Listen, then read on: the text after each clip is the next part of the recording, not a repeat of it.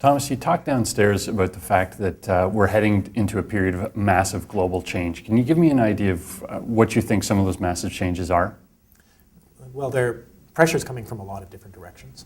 And two that I would highlight are changes in energy prices, and the second would be climate change. Now, we don't know exactly what's going to happen, of course. It's impossible to predict precisely, but I think it's reasonable to say that within the next several decades, we will see a real increase in energy prices, a very substantial one, perhaps a doubling or a tripling in the real price of energy. So that means a very different price relative to other goods and services in our economy. We're also going to see some substantial warming. It's pretty well locked into the climate system, probably in the neighborhood of 1 to 2 degrees Celsius, which will increase the likelihood substantially of extreme events like extreme droughts and floods and heat shocks within cities. We need to be thinking now about what we're going to do about these changes, some of which might actually be quite abrupt. It's not as if we're going to see a nice steady increase in the price of energy. It may instead jump when there are certain, say, geopolitical events in the world, say a war in the Middle East or something, that suddenly means that the global energy system expresses the fact that there's not much supply, and all of a sudden prices go up very sharply. And right at the moment, we're not very well adjusted for that kind of shock. And we're kind of assuming that the future is going to be more or less a linear extrapolation of the past, and instead I think it's going to be full of shocks and surprises. Not necessarily a bad thing, but we need to be preparing for the future differently than we have thought up to this point.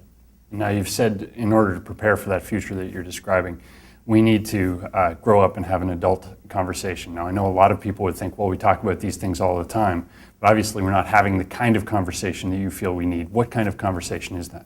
Well, when I say we need to have an adult conversation, people have to realize that things are going to change, that there are going to be some sacrifices and some significant adjustments, that if they want to hold on to at least some of the really valuable things they have in their lives and in our society, such as a terrific healthcare system, for instance, and great cities and public spaces that work well, public institutions that work well, they're going to have to pay for them.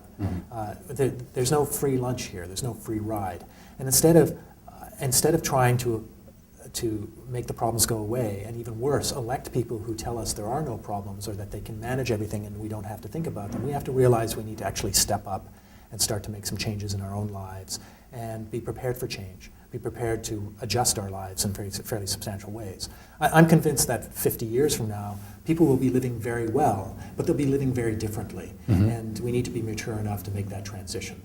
And that seems like a challenge to our political culture, because as you've mentioned many times, we've got a political culture where there's a fairly short-term need for payoff from the decisions that you make, but a lot of these changes that we're talking about are not only massive, but they're long-term. Right, and it's a political culture that produces politicians who pander to the public, because the public crucifies anybody who tells them the truth and the bad news, and that's part of not being adults about the democratic process.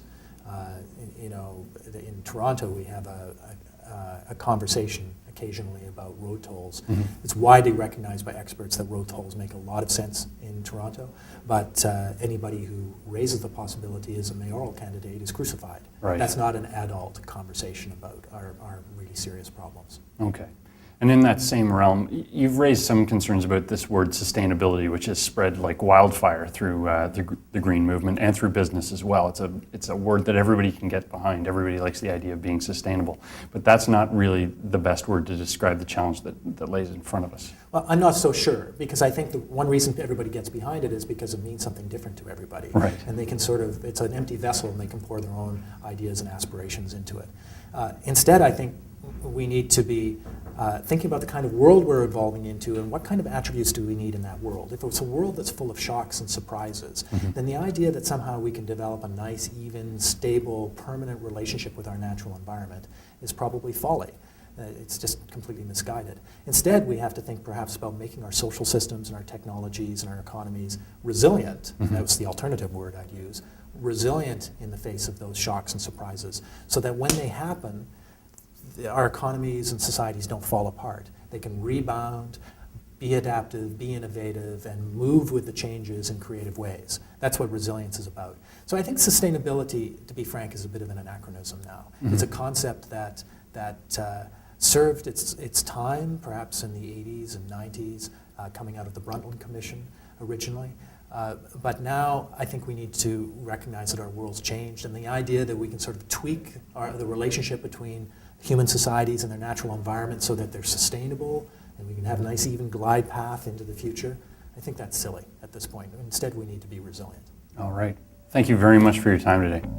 Delighted.